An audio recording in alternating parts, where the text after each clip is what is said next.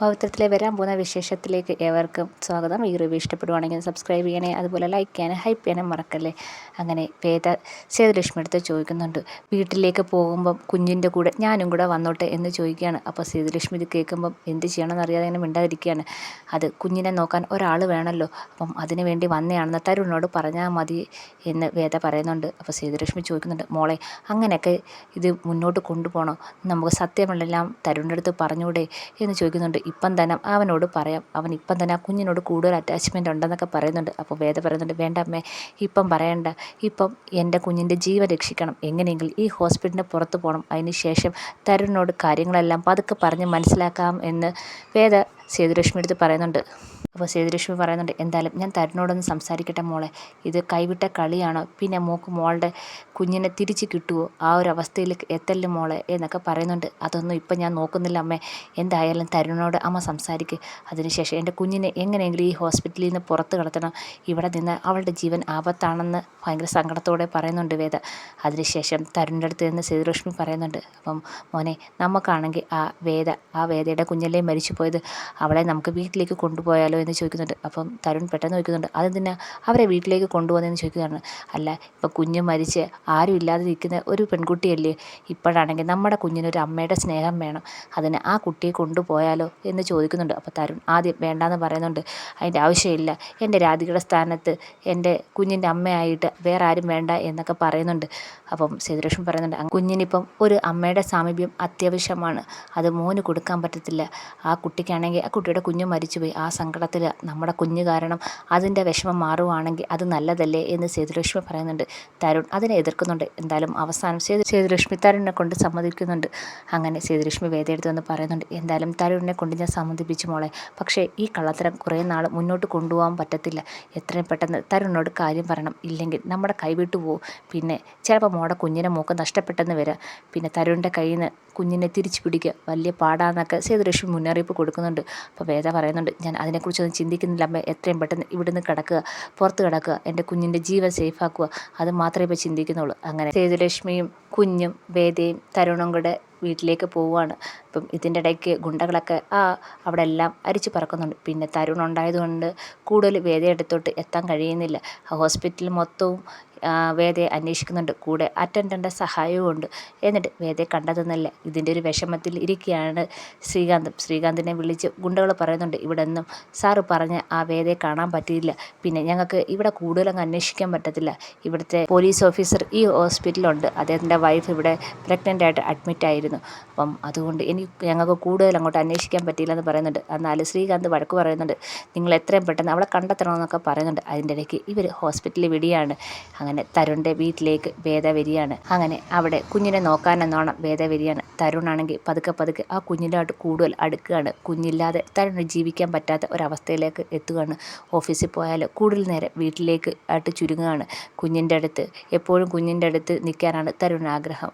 അതിൻ്റെ ഇടയ്ക്ക് വേദ വന്ന് നോക്കുമ്പോഴെല്ലാം കുഞ്ഞിനെ തൊട്ടിലിട്ട് ആട്ടുകയും എപ്പോഴും കുഞ്ഞിനെ എടുത്തുകൊണ്ട് നിൽക്കുകയും ചെയ്യാണ്. വേദ ആകെപ്പാടെ ഭയപ്പെടുന്നുണ്ട്. കാരണം അന്നേരം ഹോസ്പിറ്റലിൽ വെച്ച് അങ്ങനെയൊക്കെ പറഞ്ഞെങ്കിലും തരുൺ കുഞ്ഞുമായിട്ട് കൂടുതൽ അടുക്കുമെന്ന് വേദയ്ക്ക് മനസ്സിലാവുന്നുണ്ട്. തൻ്റെ കയ്യിൽ നിന്ന് കാര്യങ്ങളെല്ലാം വിട്ടു പോവുകയാണെന്നും വേദയ്ക്ക് ഒരു തോന്നലുണ്ടാവുന്നുണ്ട്. തരുണാണെങ്കിൽ എപ്പോഴും കുഞ്ഞിനെ എടുത്തു വെച്ചുകൊണ്ടിരിക്കുകയാണ്. വേദയ്ക്ക് കുഞ്ഞിനെ എടുക്കാൻ പോലും അങ്ങനെ കിട്ടുന്നില്ല. അപ്പോൾ സേതുലക്ഷ്മി വേദയെടുത്ത് പറയുന്നുണ്ട്, തരുൺ ഇപ്പോൾ ആ കുഞ്ഞുമായിട്ട് കൂടുതൽ അറ്റാച്ച്മെൻറ്റായി, നമുക്ക് ആ സത്യം അന്നേ പറയേണ്ടതായിരുന്നു, ഇപ്പോൾ എനിക്ക് ഭയമായി തുടങ്ങി മോളെ, സത്യം അവനോട് പറയാൻ എനിക്ക് പേടിയാവുന്നു, ആ സത്യം അവൻ എങ്ങനെ താങ്ങുമെന്ന് എനിക്കറിയത്തില്ല എന്ന് സേതുലക്ഷ്മി വേദയെടുത്ത് പറയുന്നുണ്ട്. തരുണാണെങ്കിൽ കുഞ്ഞിനെ എടുത്തുകൊണ്ടൊക്കെ നിൽക്കുന്ന കാണുമ്പോൾ വിക്രം കുഞ്ഞിനെ എടുത്തുകൊണ്ട് നിൽക്കുന്ന പോലെയൊക്കെ വേദയ്ക്ക് തോന്നുന്നുണ്ട്. അപ്പം വേദയ്ക്ക് നല്ല വിഷമമൊക്കെ ഉണ്ടാകുന്നുണ്ട്. അതുപോലെ രാധികയെ ഫോട്ടോ നോക്കി തരുൺ കരയൊക്കെ ചെയ്യുന്നുണ്ട്. കുഞ്ഞിനെ എടുത്തുകൊണ്ട് നിന്നാണ് കരയുന്നത്. തരുൺ വിചാരിച്ചേക്കുന്നത് രാധിക തനിക്ക് തന്നിട്ട് പോയ കുഞ്ഞാണെന്ന് വിചാരിച്ച് ആ കുഞ്ഞിനെ എടുത്ത് സങ്കടത്തോടെ രാധികയുടെ ഫോട്ടോയെ നോക്കി നിൽക്കുകയാണ്. അപ്പം ഇതൊക്കെ കാണുമ്പോൾ വേദയ്ക്ക് നല്ല സങ്കടം വരുന്നുണ്ട്. ഇങ്ങനെ ഫീഡ് ചെയ്യാൻ സേതുലക്ഷ്മിയാണെങ്കിൽ വേദയെടുത്ത് കുഞ്ഞിനെ കൊടുക്കുമ്പോൾ തരുൺ പറയുന്നുണ്ട്, അമ്മേ, ഇനി ആ സ്ത്രീയുടെ സഹായം നമുക്ക് വേണ്ട, പതുക്കെ കൊണ്ട് കുഞ്ഞിന് വേറെ എന്തെങ്കിലും ഫോർമുല മിൽക്കെങ്ങാനും കൊടുക്കാമെന്ന് തരുൺ പറയുന്നുണ്ട്, എന്നും ആ സ്ത്രീയുടെ സഹായത്തോടെ എൻ്റെ കുഞ്ഞ് ജീവിക്കേണ്ട, എനിക്കതിന് താല്പര്യമില്ല എന്നൊക്കെ പറയുന്നുണ്ട്. ഇതൊക്കെ വേദ കേൾക്കുന്നുണ്ട്.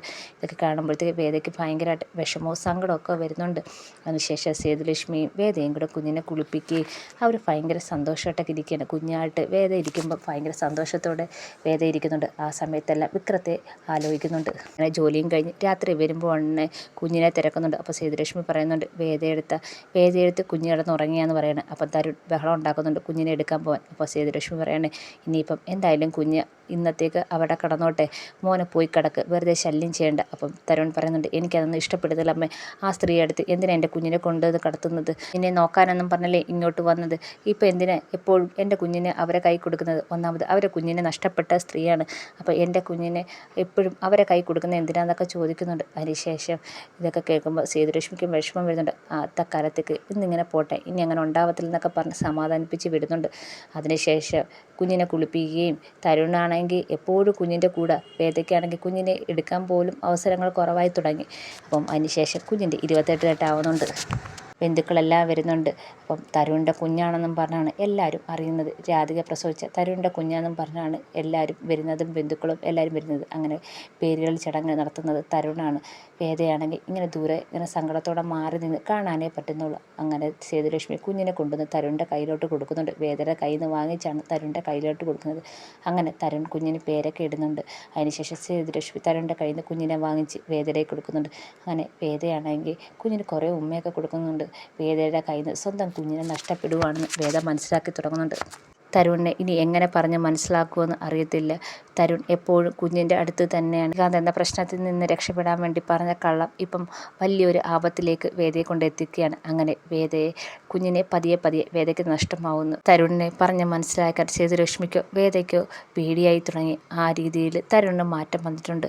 കുഞ്ഞില്ലാതെ ജീവിക്കാൻ പറ്റാത്ത അവസ്ഥയിലേക്ക് തരുൺ മാറിക്കഴിഞ്ഞിട്ടുണ്ട്. അങ്ങനെ വേദയുടെ ജീവിതം പുതിയ പ്രതിസന്ധിയിലേക്ക് പോയിക്കൊണ്ടിരിക്കുകയാണ്. ഈ സമയത്ത് വിക്രം ജയിലിൽ തന്നെ. വിക്രം കൂടുതൽ പ്രശ്നത്തിലേക്ക് പോയിരിക്കുകയാണ്. ശ്രീകാന്ത് പറഞ്ഞു വിട്ട ഗുണ്ടകളാണെങ്കിൽ വിക്രത്തെ ആക്രമിച്ചുകൊണ്ടിരിക്കുകയാണ്. അതുപോലെ തന്നെ വിക്രം തിരിച്ച് പ്രതികരിക്കുന്നുണ്ട്. അങ്ങനെ വിക്രം ജയിലിൽ തന്നെ വീണ്ടും ഇടിയൊക്കെ തുടങ്ങിയിരിക്കുകയാണ്. അങ്ങനെ വിക്രവും ആകപ്പാടെ പ്രശ്നത്തിലേക്ക് പോയിക്കൊണ്ടിരിക്കുകയാണ്.